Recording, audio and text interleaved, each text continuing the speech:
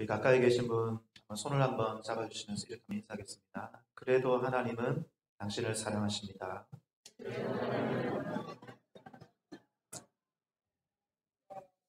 믿으십니까? 우리가 연약해도 부족해도 쓰러져도 깨져도 그래도 하나님은 내 편이십니다. 하나님 우리를 사랑한 줄 믿으시기 바랍니다. 오늘 말씀은 여러분 잘 아는 말씀입니다.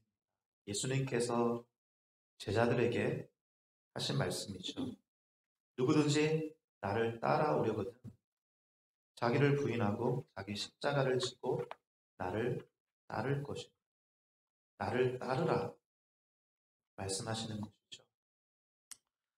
여러분 예수님께서 나를 따르라라고 하시는 이 의미는 어떤 의미일까요? 2000년 전에 예수님께서 제자들에게 이 말씀을 주시고 계십니다. 나를 따르라. 오늘 만약 예수님께서 이 자리에 오셔서 여러분을 향해서 나를 따르라 라고 하신다면 그것은 어떤 의미이겠습니까? 만약 실제로 예수님께서 여기에 오셔서 여러분을 향해서 나를 따르라 하실 때에 여러분이 예수님께 두 손을 들고 예수님 환영합니다. 예수님 우리는 예수님을 사랑합니다. 예수님 이곳에 오셔서 감사합니다. 찬양합니다. 우리는 예수님으로 충만하기를 원합니다. 예수로 충만하네, 예수로 충만하네, 예수로 충만하네. 그렇게만 하고 있다면 우리 주님께서 좀 이상히 여길 것입니다. 아니 알겠는데 나를 따르라니까. 나를 따르라. 예수님 알겠습니다. 그런데 우리는 여기 있는 게 더 좋습니다. 여기에서 주님을 찬양하겠습니다. 눈물 흘리고 기도하고 찬양하고 예수로 충만하네. 할렐루야. 예수님 사랑합니다. 만약 우리가 그렇게만 고백하고 있다면 우리 주님은 참 이상히 여기실 것입니다. 2000년 전에 예수님이 이 땅에 육신으로 오셨습니다. 예수님은 눈에 보이지 않는 영으로 오신 것이 아닙니다. 어떤 환상이나 눈에 보이지 않지만 뭔가 어떤 느껴지는 그런 존재로 오신 것이 아니라 이 땅에 발을 붙이고 서 계신 살과 피를 가진 육신으로 오셨습니다. 제자들은 그 예수님을 보는 것입니다. 예수님을 만질 수 있었고 예수님과 대화를 나눌 수 있었고 예수님과 함께 식사를 할 수 있었습니다. 그런 예수님께서 제자들에게 나를 따르라 라고 하시는 그 말씀은 예수님이 서 계신 그곳에 오라는 것입니다. 예수님은 2000년 전에 이 땅에 오셔서 각 성과 촌을 두루 다니시면서 복음을 전하시고 사람들을 치유하시고 가르치는 사역을 하셨습니다. 그런 예수님께서 제자들을 향해서 나를 따르라 라고 하시는 그 의미는 뭐냐면 나의 팀에 합류하라는 의미. 이해가 되십니까? 그냥 그 자리에 앉아서 나는 예수님 사랑합니다. 나는 예수님 찬양합니다. 나는 예수님 예배하겠습니다. 그 정도가 아니라 물론 그것도 선한 것이고 좋은 것이지만 주님은 그 정도를 원하시는 것이 아니라 내가 지금 하고 있는 그 사역에 그 전도팀에 순회 전도팀에 합류하라 라고 하시는 그런 의미인 것입니다. 다시 말씀드리면 예수님께서 오늘 이 마태복음 16장에 말씀하시는 나를 따르라 라고 하시는 의미는 그냥 자리에 앉아있는 것이 아니라 서서 행동하라는 의미입니다. 구체적으로 나를 따르는 행동이 너에게 필요하다는 말씀. 2000년 전에 예수님께서 이 땅에 오셨지만 지금은 성령으로 우리와 함께 하는 줄 믿습니다. 이 자리에도 성령께서 함께 하는 줄 믿습니다. 여러분 그렇다면 우리는 지금 예수님을 눈으로 볼 수 없습니다. 성령으로 함께 하시죠. 그러면 눈에 보이지 않는다고 해서 예수님께서 나를 따르라고 하는 그 의미, 행동하라, 내가 있는 곳으로 따라오라 라고 하는 그 의미가 약해지는 것입니까? 전혀 그럴 수 없는 것입니다. 예수님께서는 제자들에게 내가 떠나는 것이 너에게 유익하다라고 말씀하셨습니다. 육신으로 내가 너희와 함께하지 않지만 성령으로 너희와 함께하는 것이 오히려 너에게 유익하다고 말씀하셨습니다. 예수님께서 승천하신 후에 베드로와 제자들은 오히려 주님을 따르는 그 삶에 자기를 더욱더 드렸습니다. 죽기까지 예수님이 눈에 보이지 않지만 오히려 죽기까지 예수님을 따르기 시작했던 것이죠. 그렇다면 마찬가지로 지금 현재 예수님이 우리 눈에 보이지 않지만 성령으로 우리와 함께 하시고 성령으로 우리 안에 거하신다. 2000년 전에 팔레스틴에서 제자들을 향해서 나를 따르라 하실 때에 구체적으로 행동하라고 하신 그 말씀이 오늘 우리에게 주시는 말씀인 줄 믿으시기 바랍니다. 여러분이 있는 자리에서, 여러분이 밟고 있는 그 자리에서 행동하고 구체적으로 나에게 순종하며 따르라 말씀하시는 주님의 음성인 것입니다.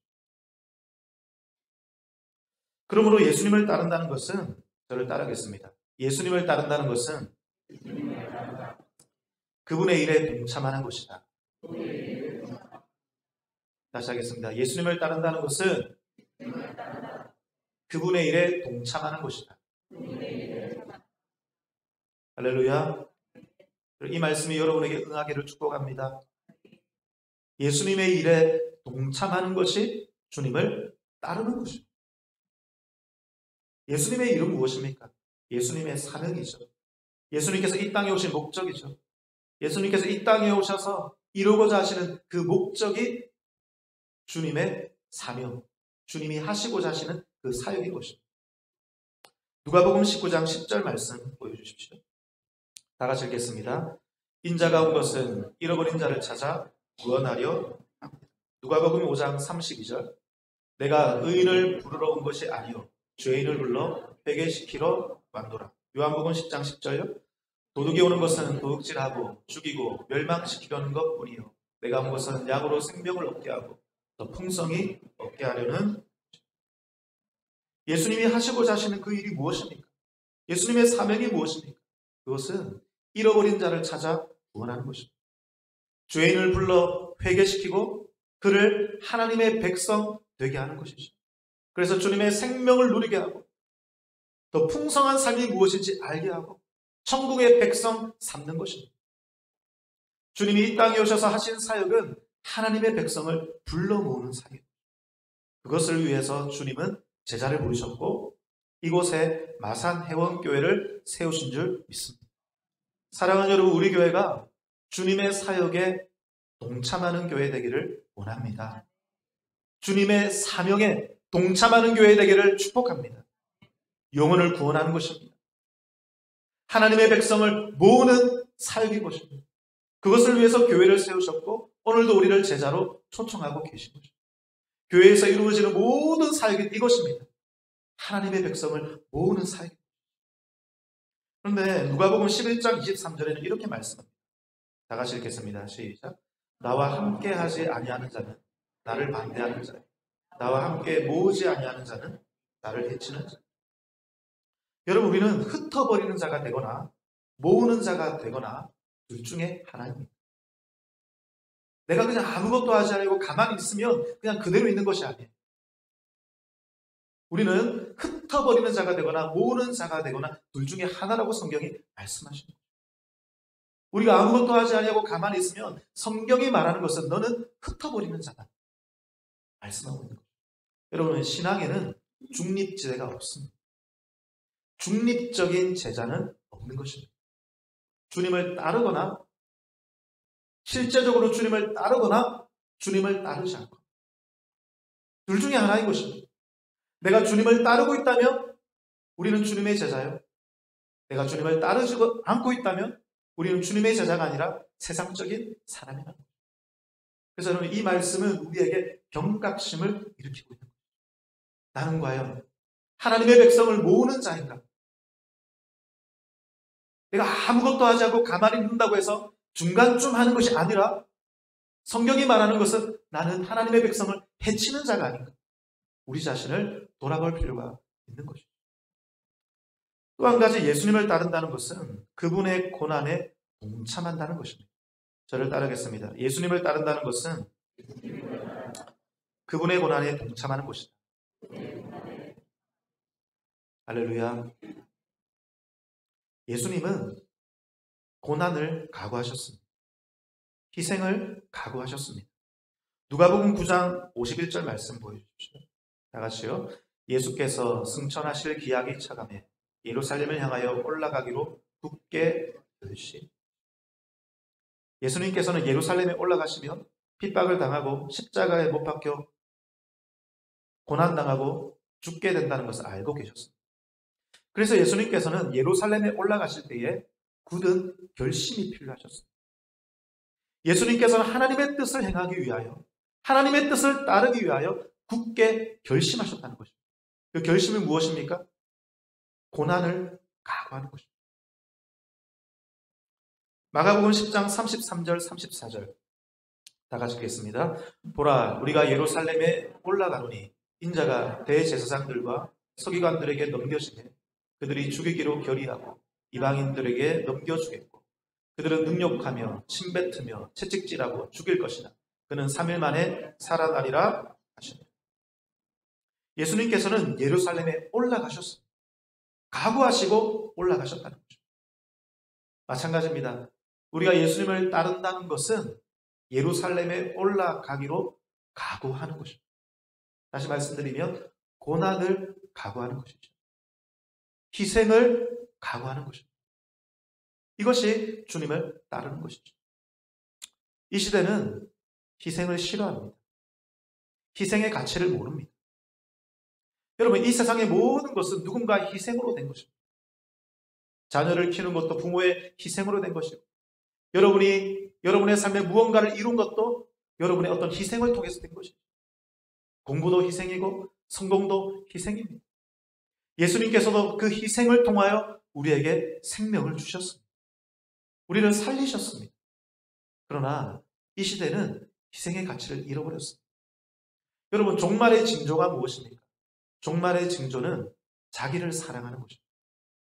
자기를 사랑하며 교만하며 돈을 사랑하며 부모를 거역하며 감사치 아니하며. 여러분, 종말의 징조가 자기 사랑에 있다는 것입니다. 자기 사랑은 희생을 거절하는 것입니다. 여러분, 오늘날 청년들을 보십시오. 결혼하는 것을 싫어합니다.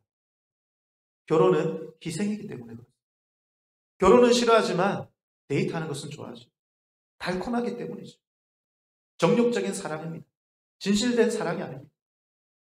여러분, 오늘날 대학가에 가보시면 수많은 대학생들이 동거합니다. 심각한 문제입니다. 희생은 싫어하지만 즐기는 것은 좋다. 이것이 이 시대의 모습입니다. 그러다 보니까 가정을 위해서 희생하는 것도 싫어합니다. 배우자를 위해서 희생하는 것도 싫어합니다. 자녀를 위해서 희생하지 않습니다. 교회를 위해 희생하지 않죠. 예수님을 위해서 희생하지. 연말이 되면 많은 분들이 이렇게 말씀하십니다. 목사님, 주님을 위해서 봉사하는 것이 너무 힘듭니다. 내년에는 봉사에서 좀 빼주십시오. 빼주십시오.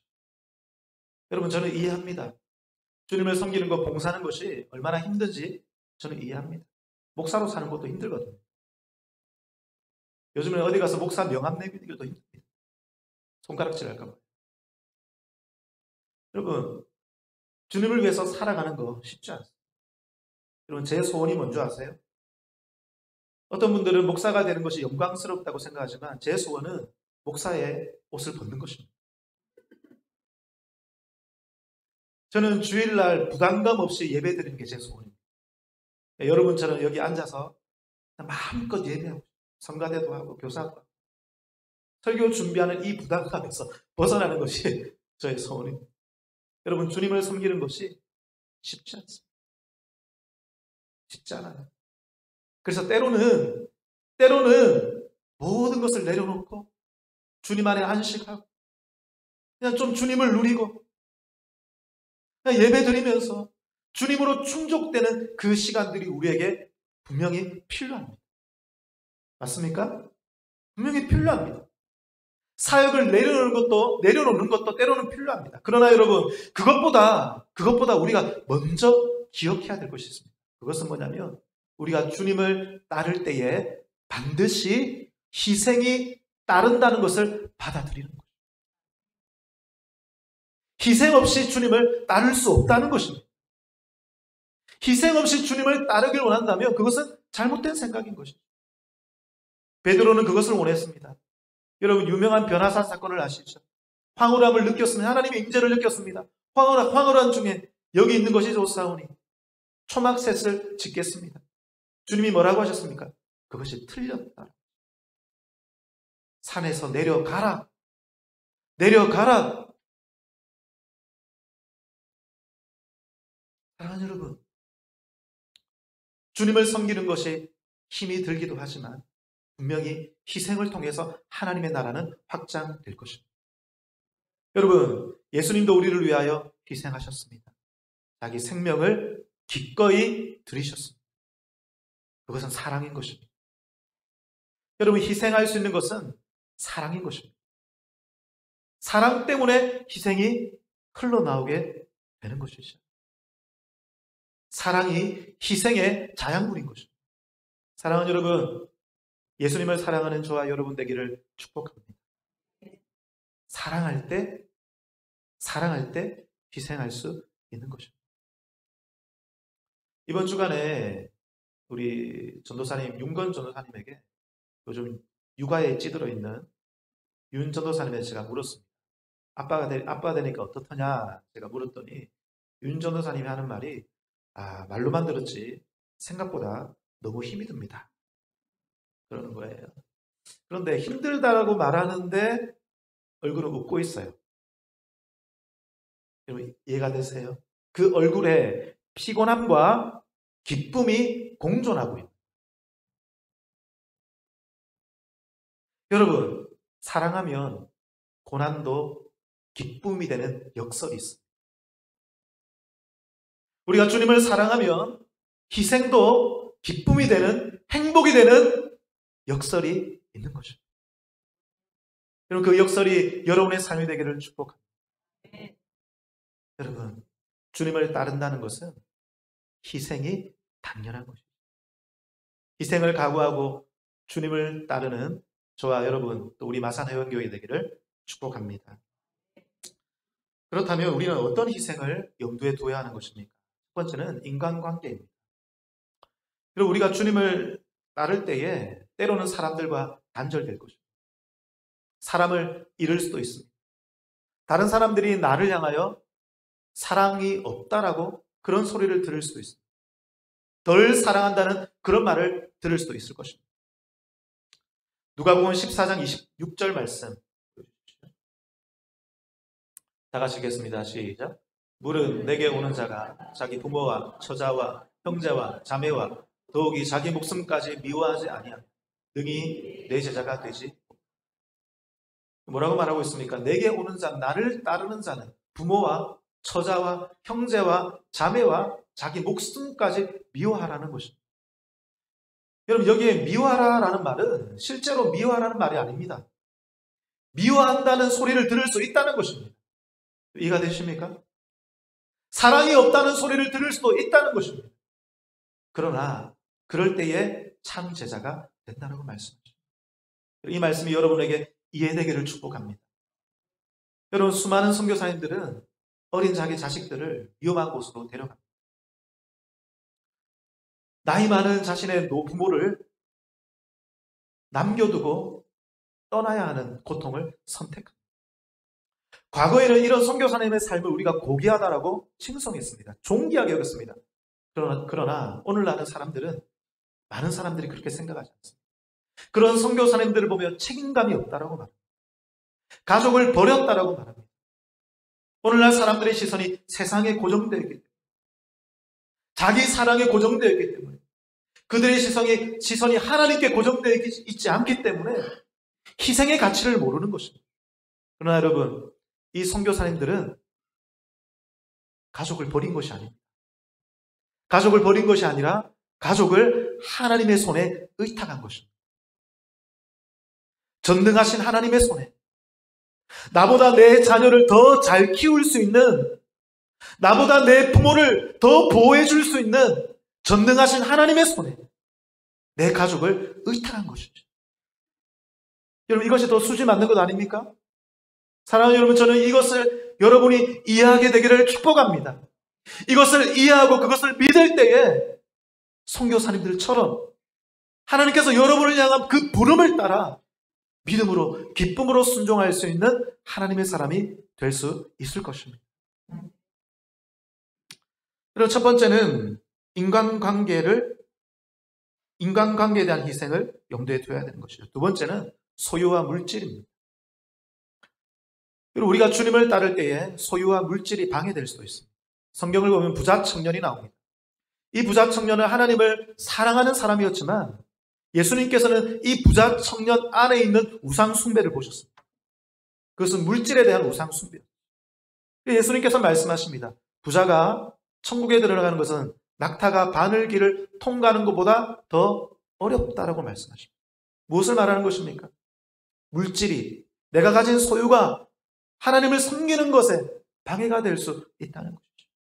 그러므로 성도는 내게 주신 이 물질과 소유를 하나님께 드리고 나누고 흘려보내는 훈련과 연습을 해야 하는 것입니다. 여러분 가진 물질을 다 버리라는 말이 아닙니다. 이 물질이 내게 주신 것이지만 내 것이 아니라 누구의 것임을 인정해야 되는 것입니까? 하나님의 것임을 인정하는 여러분 되기를 축복합니다. 이 소유가 하나님의 것이기에 하나님이 원하신다면 이 소유를 사용하여 주옵소서. 주님이 원하시는 곳에 언제든지 쓸 수 있는 사람이 바로 주님을 따를 수 있는 사람인 것입니다. 사랑하는 여러분, 성경은 우리의 마음이 물질에 있다고 말합니다. 여러분이 만약 물질을 포기할 수 있다면 물질을 포기한 만큼 하나님께서 여러분에게 역사해 주실 것입니다. 반대로 여러분이 하나님 말고 물질을 붙잡는 만큼 여러분의 삶에 하나님의 기름 부으심과 하나님의 역사는 줄어들게 될 것입니다. 세 번째는 자기 일입니다. 여러분, 주님을 따르는 자는 자기 일에 얽매여서는 안 되는 것입니다.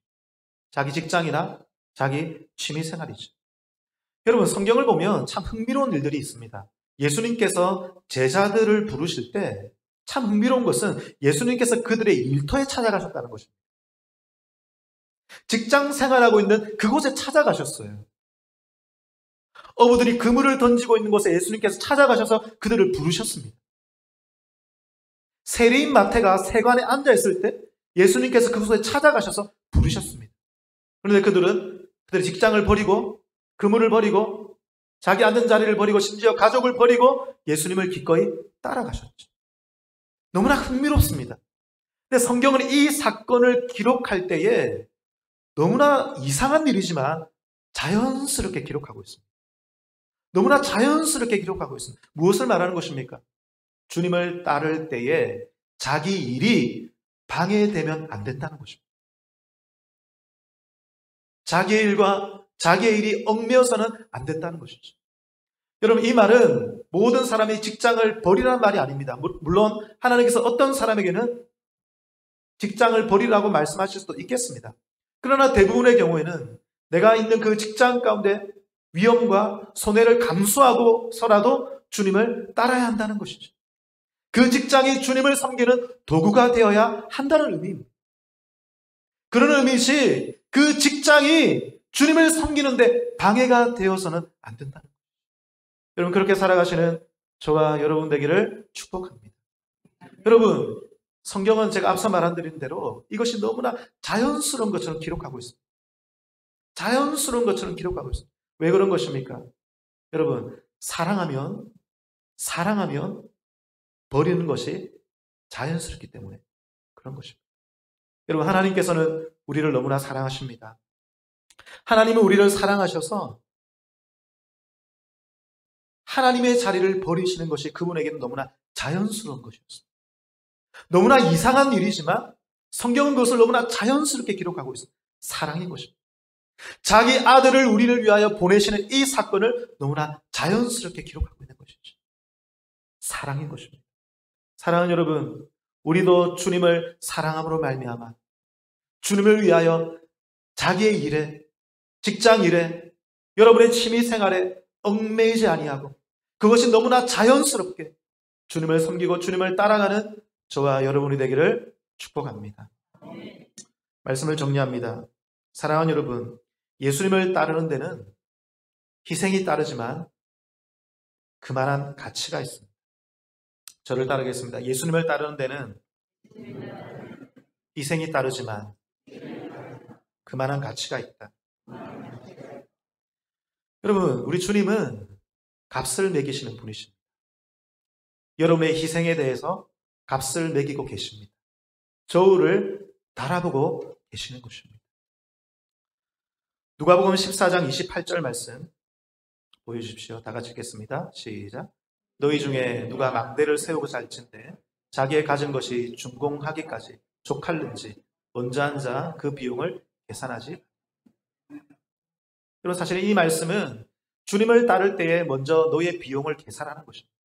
주님을 따를 때에 그 헌신의 대가를 계산하라는 것입니다. 저는 마찬가지로 이 말씀하신 주님께서 우리를 향하여 계산하고 있다고 믿습니다.